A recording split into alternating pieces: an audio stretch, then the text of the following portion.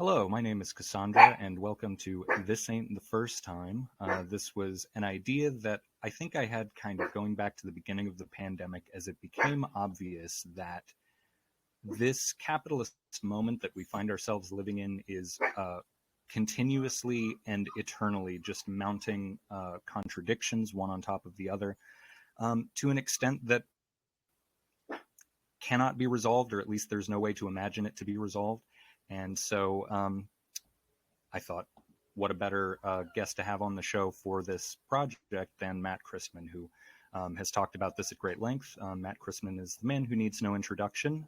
He is the co-host of Chapo Trap House. His new series is Hell on Earth, which is sort of a spiritual successor to Hell of Presidents, which I found was a very sort of like fascinating historiography of sort of American history through the political dominant eras, of the going back to the founding.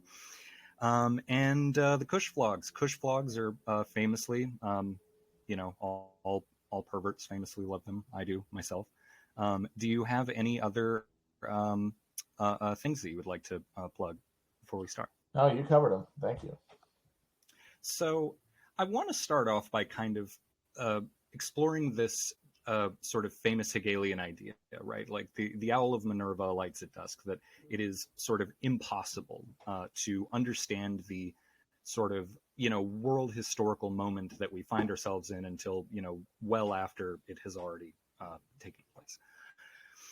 But I do get the sense that there are some predictions that we can be made. I know that, Matt, you famously do not make political predictions anymore because they are just, like in some nothing ether.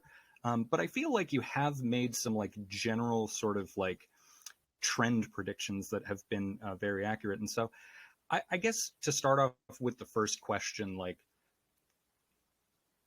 if a person were to view this moment as moving towards something good, whether it be with, advances in the labor movement, limited advances be that they may, gradually increasing senses of social solidarity amongst people in the world.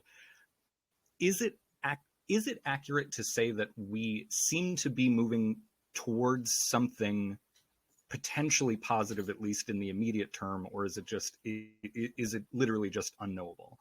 Especially right now? That's a tough question because it's a question of good, positive for who, Sure. I don't think I would not predict any generally positive trend, for anybody. I think that we're in a real crisis, that afflicts a economic and cultural order once it's sort of reached its limitations, and then it starts having to interact with a feedback loop from a biological reality that it by definition ignores in its day-to-day operations. So Right. That is going to cause a lot of pain and misery and death and dislocation, and it's going to give birth to horrifying social organisms. Sure. And social realities. But while that is happening, new forms of social identity and structure are also being made that are going to some degree or another, inflect whatever comes next. And that will not be something that everybody gets to participate in, everybody gets to help build, but it is something that the potentiality exists, sort of. I guess that's the way I would say it, is that there is a potentiality that is, I think, already by definition and by necessity being forged, but being forged outside of our ability to not recognize it in our daily lives maybe, but our ability to turn it into cultural awareness, turn it into something that we can translate through the ether to other people, where we kind of imagine that we live, but where in reality we are, kind of trapped in this amber, where all we can do is try to ameliorate the condition that sends us there in the first place. But in so doing, only deepens our sense of hopelessness, because all we can confront in that space is that aridness, that end of history sensation, because that's the only reality that can be socially and reproduced through like our media and cultural structures. Sure, as such that they exist today, absolutely. Yeah. Yeah, and this kind of brings up a thing that a bullet point that I had a little farther down, but just sort of this general sort of, I guess, doomer bloomer sort of dialectic process that we find ourselves in, sort of engaged in online, whatever. While I fundamentally, I think, agree with like the horror of the sort of moment that we live in, the sort of like accelerating techno capital, where like even people who previously would have been at the commanding heights of power, at the commanding heights of power and capital, like Elon Musk, for instance, you know, are so divorced from are so alienated from the sort of institutions that they would normally sort of wrest control of something from. And the reason that I actually kind of see that as optimistic personally is just that we have entered, I think, the final stage, in my estimation, of capitalism being completely unable to resolve even its most basic contradictions. And so what I view as positive out of that is that that system will inevitably bring us into, the hope is into some kind of like spiritual socialism, acid communism, like some similar thing to that extent. But yeah, so given that that is sort of like the horror of the moment that we are immediately in, do you see a viable future for something like spiritual socialism, acid communism, something where the inner souls of our being, are being ameliorated, and not just through sort of like material consumption and things like that as sort of political subjects? I don't know if it will or not. I think there will be the stuff that keeps us from sort of connecting with our souls, for lack of a better term, is the fact that we don't have to. It's the fact that there is a constant imagined frontier of consumption that can stand in for spiritual transformation. But that is precisely what the contradictions of capitalism are hollowing out right now. And by doing so, it's breaking up like load-bearing pillars of the structures that inhibit exactly the sort of reaching out and redefinition of the self that any kind of liberatory human experience would necessitate. Now, it's also going to unleash, horrifying violence as people react to those horizons dimming without having any conception of anything greater to strive towards.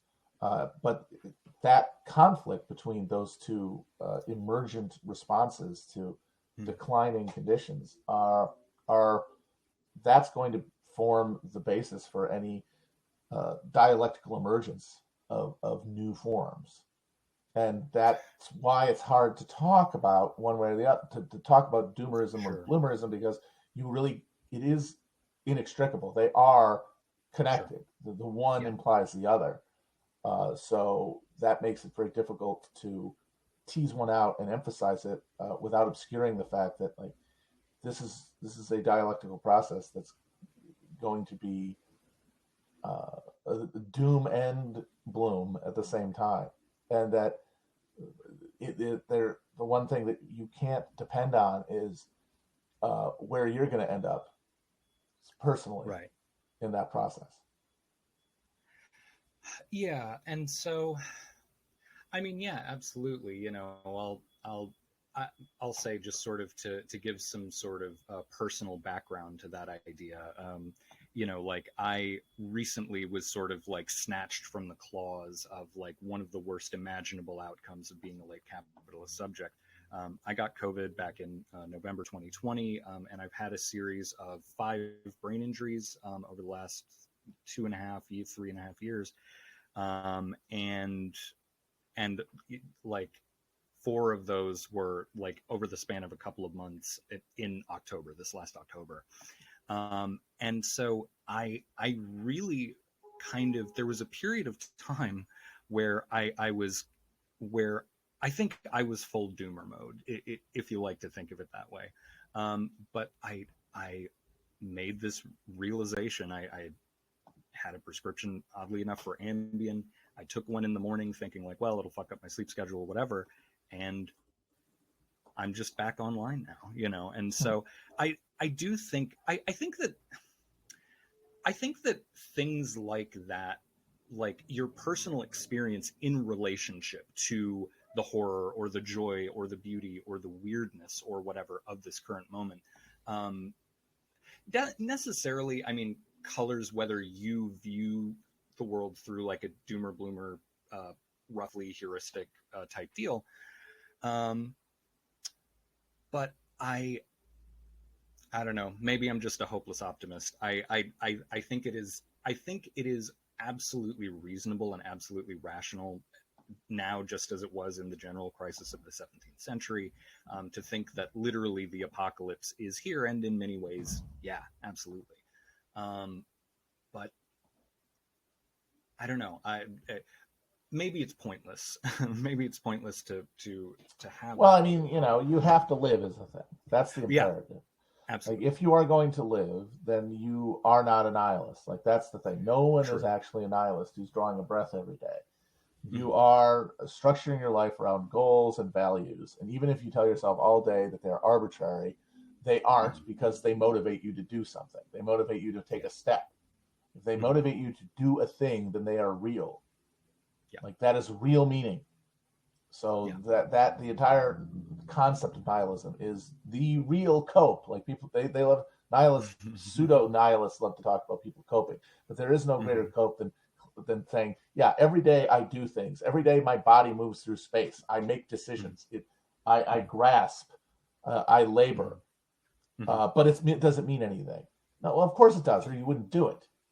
Yeah. You just are unwilling to accept that, and then you end up living in this twilight zone, this gray world Yeah. where you are being compelled Sure. forward, but you resist the imperative to analyze that and to ask yourself, okay, if meaning is inescapable, then what will I imbue with meaning? And so that Yeah. is the challenge that we all must do and must take upon ourselves. Mhm. And that is the very thing that the capitalist subjectivity tries to prevent. Mhm. It presents the dream that that your least examined urges can be the only real determiners of your actions, and that you can sort of leave everything else to the side, and then Right. the accumulation of those actions will build around you sort of a carapace of commodities Mm. that can then reflect some greater meaning to you. And it's that very connecting, Yeah. that connection between actions and commodities, that's breaking down and Yeah. necessitating this coming back into contact with this vital question. Yeah. Well, and to that point about sort of like all of the things breaking down, sort of like leading to these new forms, sort of emerging out of capitalism, much like the H.R. Giger, the whatever that guy was called, Chessbuster, The whatever, xenomorph. the xenomorph. Yes, but I think that that is so true. And granted, I'm going to sort of state my priors here and say that I may be biased in saying this, but I live in Memphis, Tennessee right now as Tyree Nichols. That whole situation is unfolding, getting global Mm-hmm. attention, support, and things like that. I'm an activist. I know a lot of people in the activist community, and what has really struck me about like daily attendance, because there have been actions, marches, candlelight vigils, showing up to City Hall. Like there has been like two or three of those a day for the last like 2 or 3 weeks since the video came out, right? And what really has blown me away is just the number of people who come into attendance for a city council meeting, which normally like the gallery seating for city council, like so few people are there at any given time that it's like a 6th floor administrative room with like 5 seats, and they had to move it down into the actual like city hall chambers because so many people were there like, hey, I want this fucking ordinance to be passed, you know. And it, all of that is to say, you know, like I see that in my own community, but I also feel like I see that just sort of erupting just sort of spontaneously, like through these sort of new social forms, like new people just all of a sudden being like, I gotta fucking write my city councilman, you know, like that's just it. It's really beautiful to see. But anyway, yeah. Do you have any more thoughts on that? Yeah, I mean that's where any potentiality exists, and it's not even in people reaching out that way. It is in Mm. reaching out and then finding the real limits of democratic involvement in our government. Like, oh, we really are on our own, not Yeah, in some abstract sense, but in a real sense. Like, if yeah. you do seek to command your destiny, it is only going to be by coming together with your neighbors, not coming to them as political subjects, looking to hand off responsibility to uh, elected representatives, but Mm. through actual democratic uh, deliberation, horizontal democratic deliberation. Now, that's not. I'm not saying uh, that is going to replace or push aside our political structures, uh, Mm. uh, or even that it's going to create prefigurative institutions necessarily. Uh, Mm. all that it promises to do is to create habits of behavior, uh, con- uh, concepts of interconnectivity in the self, and relationships. And Mm. it's those things that will be our lifelines, one way or the other. So what one of the things that I find really fascinating about our current moment is the way in which technological intensification is happening, right? Mm-hmm. And it is happening at a rate, kind of getting back to your earlier point, where it, you know, like by definition, this process of capital acceleration is like um, by definition disregarding these like bio imperatives and like the just like the human mind's ability to like conceive of like time and information and whatever. But I do think that we are at I think we really are coming close to something like a technological singularity. Like I really do think we could see something adjacent to that maybe within the next like 20 or 30 years. Within my lifetime, I would be genuinely surprised if we didn't. And so I think it's I kind of would like to talk about sort of the information environment specifically a little bit more. So Hell of Presidents, I believe it was the first episode where you guys opened up about Martin Luther and talked about the Wittenberg Press, Mm-hmm. um, and how that process of like literacy was like literally reconfigurative to the human mind, right? Mm-hmm. And so I think on some level we're at this thing where we've gone from the information age to the social media age to the like TikTok sort of it becomes everything in the like phone landscape, whatever, and then you know onto some future like hyper information sludge or whatever that we all communicate through Neuralink, whatever. Mm-hmm. So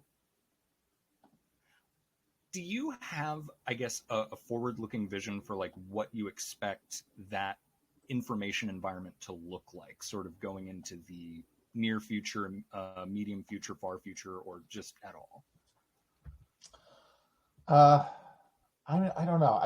It's tough for me because I don't really know anything about computers. I'm too old. Hmm. I was not uh, brought into the church, so I don't You were not really a Oregon understand. Trail millennial. I have a very yeah, exactly. I have a very hard time buying a lot of the claims about singularities and shit. Sure. Just because it just seems like it's a lot of people trying to big up their own projects, which in almost every Yeah. case seem to just be fucking scams. Scams Uh, or like eugenics in the case of yeah, the race car lady. just. I mean, Elon Musk is in the middle of self-destructing his Yeah. entire career, and people like to Hmm. say it's because of his, his need to be liked and his need to uh, be the center of attention. But it Hmm. might really be just the fact that he bet everything on creating a self-driving car and has failed completely. So, and there's every motivation in the world to make that work, and they can't make it work. Yeah. So Yeah. maybe there is some singularity that's going to happen. I don't know. It seems to me like it's a bunch of bullshit from guys who uh, it is in their interests to scare everybody into thinking that they've created a Frankenstein that only they can save us from. Sure. Uh, so, but yeah, I'm genuinely agnostic on the technological question. I mean, I do know that I Hmm. do really think that whatever remnant of society is still adhered to the current technological infrastructure we have, is going to be made devoid of humanity. Yeah. I think anything that stays within sort of the wires, Hmm. the fences around the remaining nodes of capital is going to be Hmm. fully emptied of any real spontaneous human inventiveness, thought, art, and only the bodies will be left, sort of carrying out this uh, yeah, hedonic programming in just empty white, uh, sterile Hmm. archipelagos of Hmm. identical, timeless, spaceless luxury. Yeah. Yeah. Damn. Absolutely. And I guess I should I should have also clarified what I meant. So when of course there's pop culture singularity. I fully agree on that. I guess my vision of singularity is just an environment in which information becomes like hypersaturated. I definitely I know that you famously on the Kush vlogs and things joke about uh, a guy 3,000 years in the future fucked up to a MacBook with a Yeah, fleshlight or whatever, and USB the stick. fucking Yeah, yeah, USB cord gets pulled out, and he's just like, "Oh, yep, there's 3,000 years worth of history just gone." yeah. And absolutely. Um, but yeah, but yes, absolutely. I totally agree with I mean, the futility of like the sort of Deus ex machina thesis, right? That if we can just like advance technology enough in a short enough time frame, that will sort of like, you know, bring forth this solution that is unknowable because it really is very difficult to predict, um, especially when it comes to technological advancement. So here is a question that um, has this is a question I think people have been ruminating on for the past. I mean, I think ever since Trump lost in 2020, but even going back a couple of years before that, are the Republicans going the way of the Whigs? And what I mean by that, and sort of the reason that I asked that question, is that like it really seems to me as though with now that we have midterm data from 2022, it it it was shocking even to me. Like I had a very optimistic case for Democratic performance because I was it kind of like the Felix Biederman thesis. It's like Mm-hmm. I just don't see like he is a Republican, but like he's also like a Herschel Walker. Like he is a Republican, but he's also like a brain damaged black rapist. Like that's just not good. Like there's just too that is too weird even for Republicans. Mm-hmm. And so I even and so I had a lot of like much more optimistic thoughts going into it. And I slightly overshot, but not by much at all. Like I was very surprised by how close I got, because in the back of my mind there's that thought like, oh, this is all cope, whatever. But with these 22 midterm data coming in, right? And I believe you talked about this on Chapo, where like, okay, great, Ron DeSantis took Miami-Dade County in 15 minutes, right? It was like a 40-point blowout that just nobody's ever seen it, but then the question is like, well, why didn't that happen to Greg Abbott in Austin? Why didn't that happen to Bill Lee in Nashville or Memphis, or like what? And I think that really is a question that I really do feel like I'm watching a party just slowly, just like in its death throes, if that makes sense. What is your sense of that? Well, it'll be interesting to see what happens with DeSantis and Trump, because there is every reason to believe that if Trump was to not get the nomination, he would just keep running as a third-party candidate. And if he did that, he would get a decent chunk of voters, enough to guarantee that the Democrats would win the White House, and maybe enough to crack the Republicans. The problem, though, is that you can only really have parties break up over historically over sectional issues, and the divide within the parties and in America isn't really sectional anymore. It is rural versus urban, basically, with the suburbs as this liminal battleground between the two. And with that being the case, it's harder to see a party breaking up as cleanly as the Whigs did in the 1840s and 50s. I think that what I see in the future for the parties is essentially federalism reasserting itself, competing social frameworks emerging in the different states that have, hegemonic control by one party or the other, and then people voting with their feet, those who can afford to. But with the reality for people at the bottom of the economic totem pole being identical, really, between the states. Maybe the Republican states will make a carnival to, punish and abuse their homeless people, whereas the Democratic states will leave them, to languish with their dignity, but the end result will be immiseration and a continuous slide towards that by everyone who is unable to secure rent. But I really don't think that the parties can break up, because there is no formation to replace them. The Whigs broke up because the slavery issue had become so salient that the Republicans could organize an incredibly diverse group of people, from free slavery Democrats to or anti-slavery Democrats to former Whigs, radical socialists, northern white supremacists, and create this coalition around this issue. That kind of issue doesn't exist anymore. Everything has been subsumed into a culture war that is bipolar and is represented by these two parties very well. And I don't really know if they can be disentangled from that. Well, so here's a sort of sub question to that.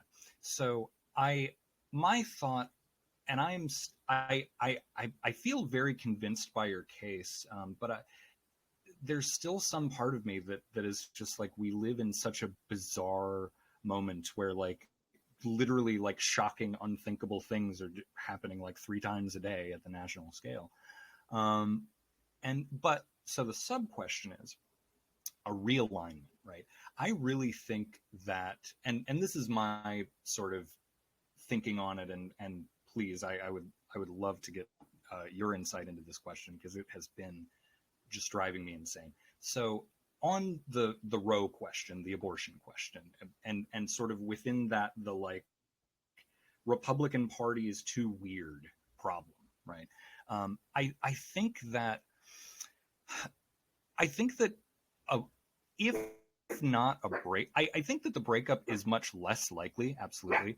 But I think that failing that, I feel like there has to be a significant realignment, like similar to sort of what we saw back in the 1930s. And the reason that I say that is because when, women and other people who give birth and with like dying in agony on a hospital room floor, not for want of intervention, but for want of like even being allowed to intervene. I think that that is, I do not at all, I don't think it has anywhere near the salience as the question of slavery, right? Like that is just, sort of prima facie, that is the case. But I think that even now, after this horrifying loss and defeat, you still have Republican governors and states attorneys general galore saying, we're going to fucking, if you order pills in the mail, we're going to fucking prosecute you. We're going to send you to prison for daring to have a miscarriage, that kind of thing.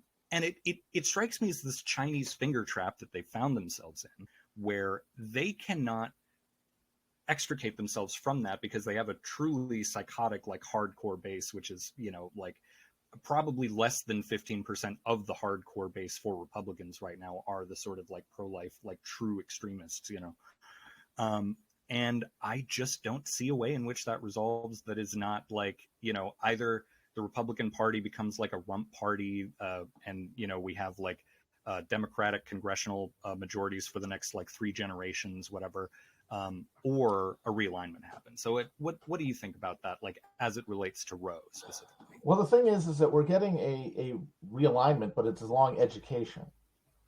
Sure. The Democrats are becoming the party of people who went to college, but that means the Republicans are increasingly. It's not like a one for one thing, but it is a trend that you can track a party of people who didn't go to college. Wherever that puts them on the economic ladder, that's what they sort of have in common, and that crosses traditional lines of polarization like race and income. Yeah. And if that happens, then I don't see how anything really changes. You keep these two party constituencies that are able to compete for power and basically, trade power as the cycle of economic crises intensify. Because there is no labor issue, there is no labor movement adhered to either party that can cut through and reassert any third dimension of politics. The everyone, if they want to do politics or they want to vote, they sort of have to sign up for some attitude towards culture war. Sure. And I think that as weird as the Republicans seem now, and as out of step with the mainstream as they seem now, conditions continue to deteriorate, and their explanation for what's happening in the absence of any other is going to become increasingly persuasive to this new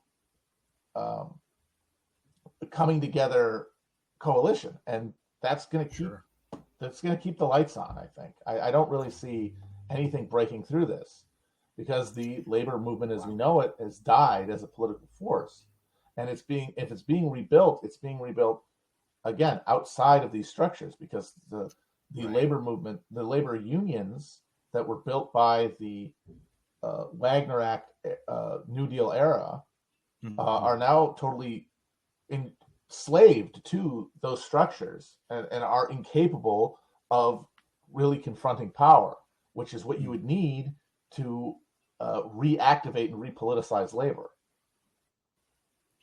Yeah, absolutely. Yeah, I mean, there are so many things that go into that. I really do think that kind of goes back to my optimism, hopeless or not, about the labor movement, because I mean, it is rebuilding its power in a way that is glacial, in terms of like what responses need to happen now to ameliorate these questions. But I really do think that kind of my thesis is that as that continues to happen, right, that you will have even, yes, like,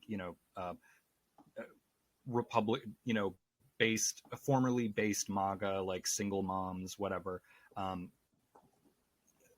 I think really will, if not by abortion, as this process continues, like there will come a point. I, I, I have to believe it, just so as not to despair, kind of.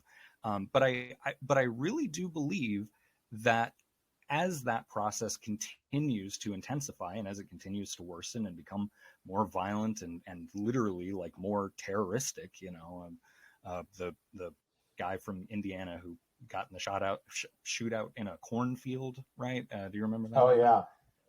Yeah, I mean, and so yeah, I definitely agree, but I'm just holding on to that hope because I just kind of gotta, like that is just sort of for my own, basically so that I can maintain like the appropriate sense of like, all right, I'm just kind of moving through history and it is moving me. And if I know one thing is true, if I freak out about it, I make it worse. So I'm not going to freak out about it, kind of deal. Does that make sense? I mean, freaking out about it is, even if you think it's going to happen, is not a rational response, because if you can't do anything about it, you're just robbing yourself of any ability to find meaning and joy in the moment that you actually are embodied in. Totally. But and also though, like, I don't think that the lack of a formal political horizon should mean the same thing as the lack of a response. Like, the response will just not be legible to the institutions that we've come to expect and assume, and that is where I guess my hope is. I guess I at this point just have a much harder time seeing any of our existing institutions and structures being refilled with anything, because the sociality that they depended on for their meaning at one point has been fully drained of them, and I do not think can be reinvested, because energy reinvested in them now is reinvested from the point of view of isolation. Is definitionally the cry of loneliness and misery, and a desire really to see that misery inflicted on someone else. Right. Right. Yeah, well, and so I'd like for a second if you could elaborate a little bit on a point that you just made, talking about like that is where my my optimism comes from, is that it will necessarily come from without these structures, and I think that fundamentally that is true, but if you could just sort of dive a little deeper into that, like what is your optimism for the future? What does that look like?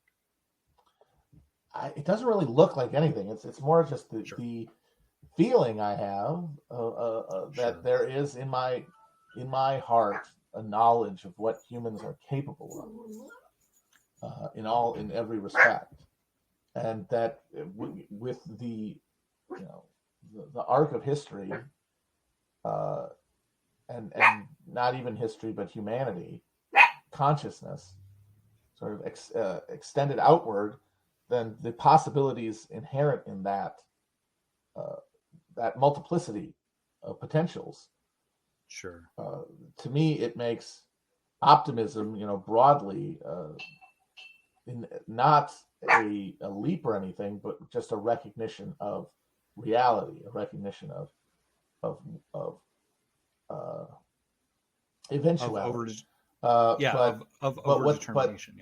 In order to have that, though, I have to detach it from any specific agenda, goal, vision of the future, because the horrors that would be that are inherently implicit in any positive transformation of humanity are not anything that you would want to root for or see as progress, but are also embedded in any positive vision.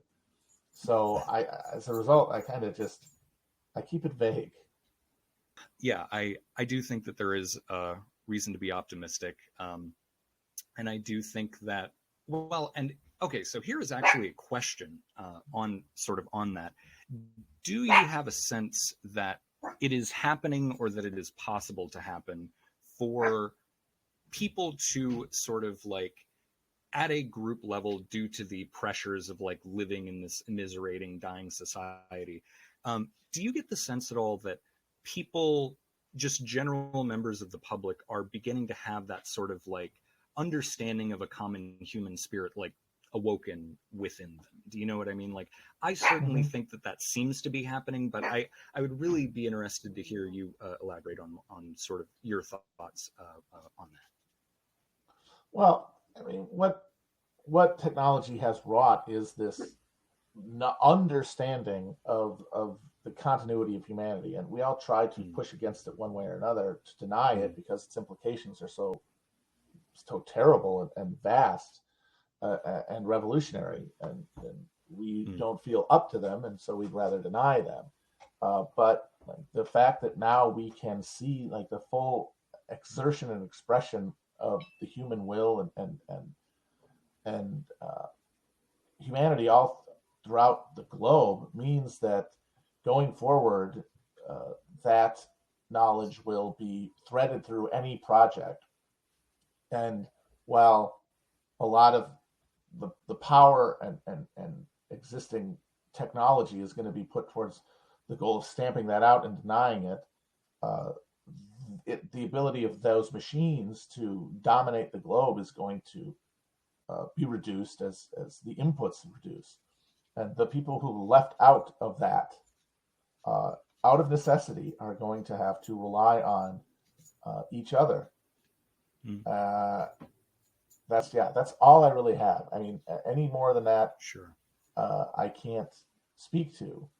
Uh, Yeah. it's just it's to me it's implicit in humanity, and the alternative is just that it's a continuing and endless cycle of groups coming into uh, power through domination of one sector over another, and then clashing with identically hierarchical societies that are superficially distinct, and then bringing those to common ruin. Uh, Mm. uh, and if that's the case, then I still don't think that's the case throughout all of existence. Yeah. So therefore, it has happened, and if I get really goofy sometimes, I think it has to happen because it's the only way to explain the existence of humanity, the existence of life, Yeah. as Yes. the something has culminated somewhere, and we are essentially in the backlash of it, uh, in the resurrected uh, anterior to it, Yeah. and that we are part of that process of awakening. Yeah. Absolutely. Um, my man spitting once again. That is, like, I, I will say too. Um, I think that your point about sort of like it's the only thing that explains like how society comes into being. I know that famously you did not really much care for Grab Grows, The Dawn of Humanity, but I think I, it's got a lot of good stuff. It's just yeah, it's the political valence angle of it, on it is, I think, yeah, uh, incorrect. But yeah, it was very useful for me yeah, in contextualizing a lot of elements of early humanity. yeah, absolutely. Well, and kind of to that point, and and kind of uh, viewing a lot of the questions that are raised in that book, and the sort of theses about what it means to be human. I think one thing that we're definitely seeing is the death of this sort of like neoliberal sort of like we are all self-interested actors. Like the intuitive felt sense among people that is true at just I think literally instantaneously vanished once the COVID crisis and all of its subsequent crises really came into being. Um, because at the end of the day, like we are fundamentally a social species. Sorry, I'm getting a little bit distracted right now. My dog is kind of That's okay. Yeah, I can hear oh him in there. He's going. He's going ham. Hello, video audience. This is my little cretin. She is rambunctious. Oh, Um, you guys recently got what was it, like a Chewini? Was it it's a, uh, I guess a Chorgi. Chorgi? Oh my goodness! Yeah, Yeah, it's a I saw that Chihuahua on one of your Corgi. streams. Yeah, Yeah, peanut, we used to delightful. have a Chewini. Yeah, and that was such a beautiful moment. But so I guess my question, sort of to that last meandering apologies.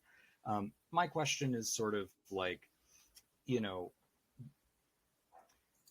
as it relates to that sort of like inbuilt human desire for connection, right? Like it, I mean, it does, right? Like it overdetermines sort of like a resolution to these crises in ways that are unpredictable. I think is accurate Hmm. to say. Yeah, Would you say that? And can you elaborate on that just a little bit? yeah. We're at a event horizon where like things are being born Mm-hmm. that as soon as the sort of the Sauron light of cultural legibility lands on them, just dissolve because we can only encounter them uh, if something is happening in a specific area. Specific people are doing it. Mm-hmm. If someone outside of that area is to find out that it is happening, they Mm-hmm. cannot engage with the specific grounded context that gives it meaning. They can Mm-hmm. only engage with it in the most abstract versions, which Mm-hmm. means interacting with the very heuristics that act to pull us apart from each other, that act as polarizers. Yeah. So it is like it turns into it's like putting uh, yeah, it's like overexposing, film. Like it just it just the image disappears.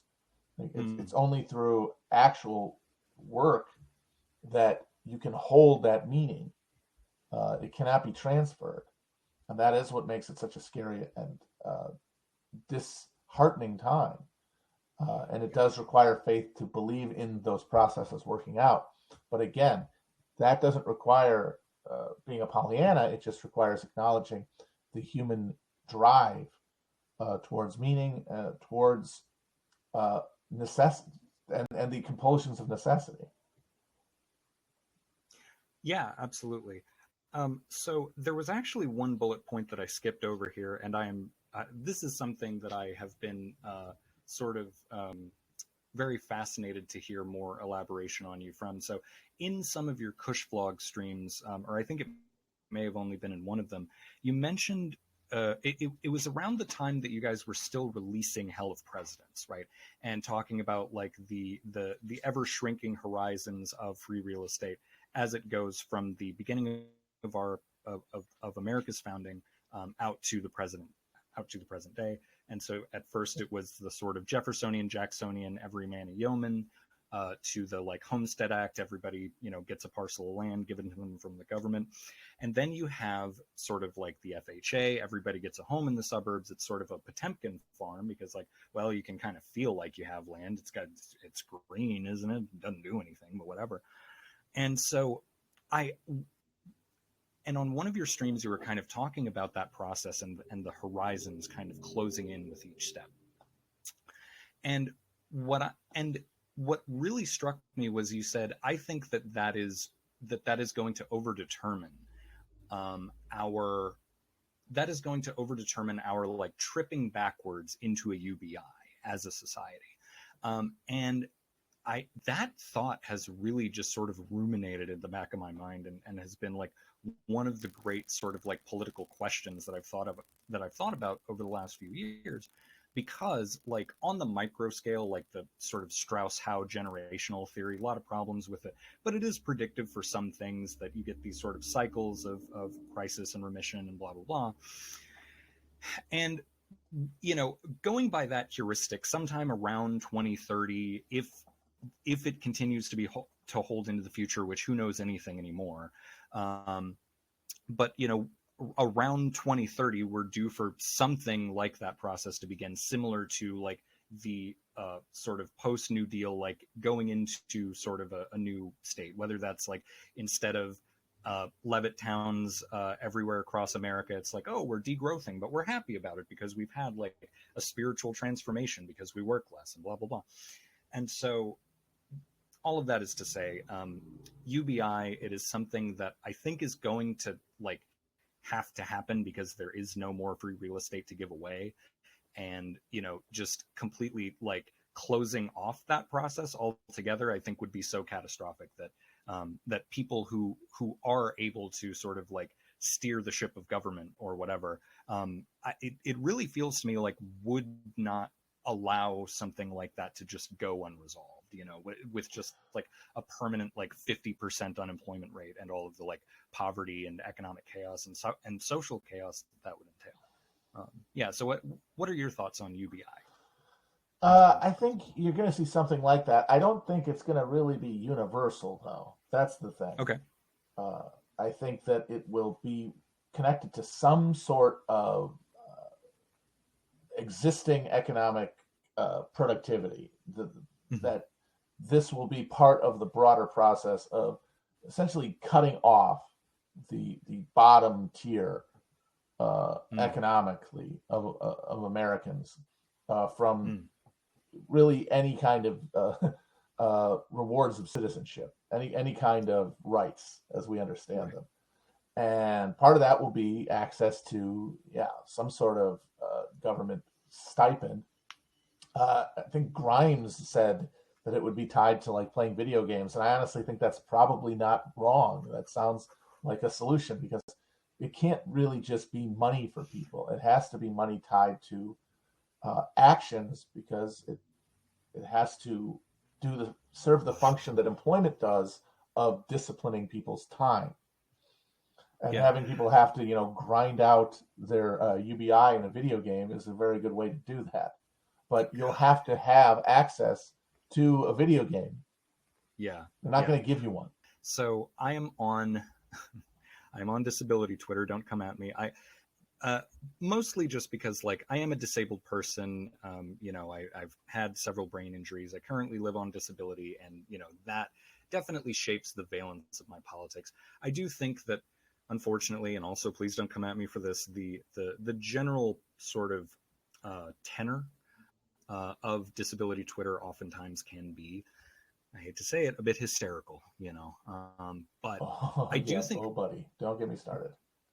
I remember there was the one, this wasn't exactly with that, but it was a very similar thing where it was like the Terragram honk pill 8chan clown world thing. I just thought that was very funny. And so on disability, specifically on long COVID Twitter, there's a lot of rumination on the idea of a UBI being like sort of the thing that has to come through to resolve this question, because, like that brings up this problem. Like I've had 4 brain injuries in the last 3 months, and like thankfully I have things in place to manage that, and my quality of life is much better than what it is for, I would say, the overwhelming majority of people with more serious brain injury. But there is an undeniable reality that long COVID is a thing, and even at the most conservative estimates of like 15 million long COVID just in the United States, that's 10% of the prime age workforce from, I think, 25 to 64 is the prime age. And I really kind of wonder if it would even make sense from a like biopolitics perspective to tie it to something in that way conditionally, when you have this like huge number of people who literally like are unable to participate in like economically productive society, which of course is just this awful evil heuristic, but it is the one that we live under now and probably will at least for some time into the future. So I mean, on that question, long COVID, I mean, what do you think about sort of like long COVID and what it means for us as a society? Let's take a number, 15 million people in the United States. Do you think that by itself is enough to be like a significant X factor in the evolution of our in the evolution of our politics, in the evolution of our social relationships to each other, that kind of thing. Does that make sense? I mean, I don't really know, because it's going to come to nothing is going to be adjusted at this point. I don't know. I don't know if the argument, like, they'll have to do X or they'll have to do Y because of these crises even works anymore, because Sure. the thing that recognize the machine that's supposed to recognize Right. those things and then change them is broken. Yeah. And there's no way to fix it.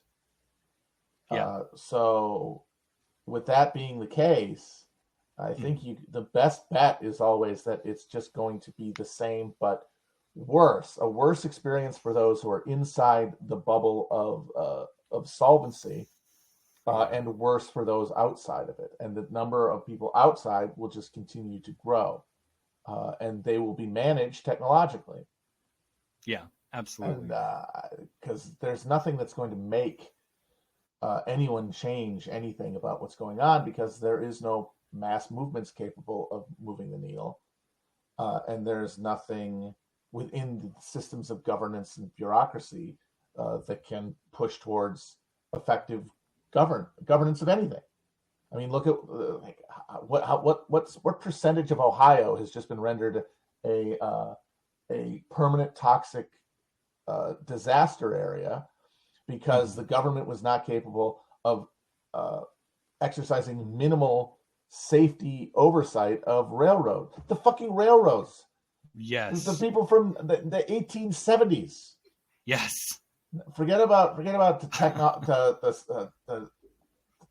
Silicon Valley or anything. These guys, literally, the choo-choo trains are capable of resisting any necessary oversight to the point where they can just render chunks of U.S. states trains uninhabitable. Yeah. No, I mean, I don't know if laughter is an appropriate reaction to that, but you do sort of hear sort of like reality stated in those terms, and you're like, Jesus fucking Christ, America really is burger, like we really we got fucked not by Silicon Valley but by the choo-choo trains. Well, and that gets to, I think, maybe the most immediate sort of political question, the Supreme Court, right? So I really don't.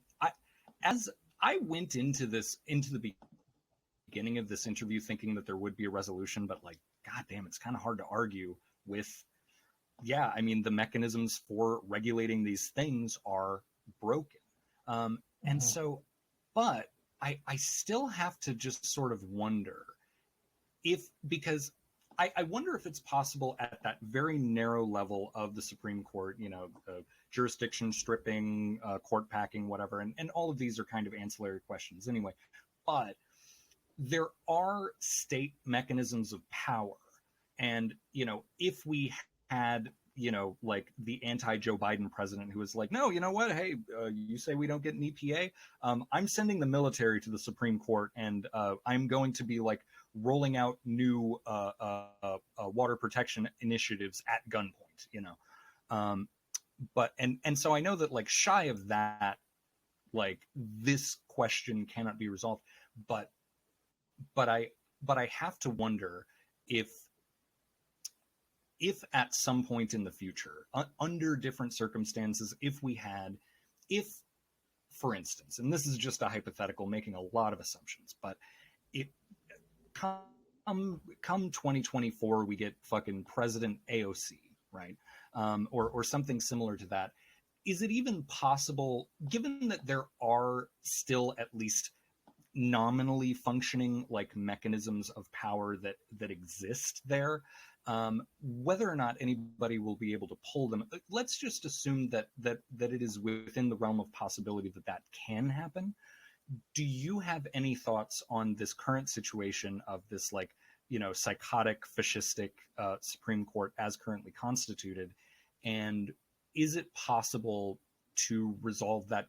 Assuming all of the assumptions that I've just made, is it possible to, at least at that very narrow question, to like at least partially ameliorate some of the most volatile sort of like time bomb questions for like our society. Does that make sense? I mean, I can't see it. Yeah. I like these things have. It's like how the Japanese emperor was all powerful, but if somebody decided not to obey him, then the power disappeared. Like, we're forgetting whatever hypothetical power Sure. exists in the executive branch. If it was attempted to be exercised, there would be a response Mm-hmm. that no one in power is interested or in confronting or And what would capable that of confronting. and what would that response be? Like, elaborate on that a little more, if you could. Well, you have the states that are like fully controlled by Republicans. You Sure. have a lot of institutions filled with committed Republicans who are not Sure. going to just allow some Mm-hmm. based Dark Brandon Yeah. to do brinksmanship with executive authority, and they have no interest in seeing that conflict brought to a head. Mm. Mm. Like Mm. the idea that the people that you would imagine doing that aren't Mm. in government. The Absolutely. people that Yeah. you're imagining holding these institutions and making them do something like that are not in government. True. True. The people in government have accepted the status quo as the baseline. And that's not Mm. people want to turn that into like a moral failing, and maybe it is, but it is not a Mm. moral failing of individual members of the political class. It is an inherent and necessary condition to become one, a member of it. So I think, kind of to sort of wrap this up a little bit, I I think it is true that I think you have made an extremely convincing case that these kinds of power games coming from within institutions just is a non-starter. Um, but that there is some human drive towards spirit, towards connection, that will, you know, bring us out of that, or that is the hope. And so I guess with those two kind of things like very much at odds, to kind of wrap up the interview, um, are we fucked? Are we fucked or are we not fucked? Well, again, it's who's we. Sure, If you want sure, talking about us individually, anybody sure. listening to this, no way of knowing. Yeah, That is up to fate. yeah, As a group of people that we imagine ourselves to be with like some sort of social destiny, Americans probably sure. fucked. Yeah. As a species, I don't think so. Okay. Yeah, absolutely. I mean, and that's I mean, that's absolutely true. I do think that I do think it's entirely a possibility that, at least for the rest of my lifetime, that these crises could continue to mount, and that there is just no um, way of resolving them. Absolutely. Yeah, that's Um, what I think. But resolution comes from without always. There's no resolution from right. within. Right. Absolutely. Well, um, thank you for coming on Yeah, thanks for my having me. little program, and it has been. I really appreciate the sort of like. You really do have just an amazing ability to synthesize information, and so I appreciate having been able to have a conversation and sort of flesh some of these ideas out. Oh, thank you very much. Yeah, absolutely. Well, ladies and gentlemen of the listening public, this has been This Ain't the First Time. Subtitle, and it won't be the last.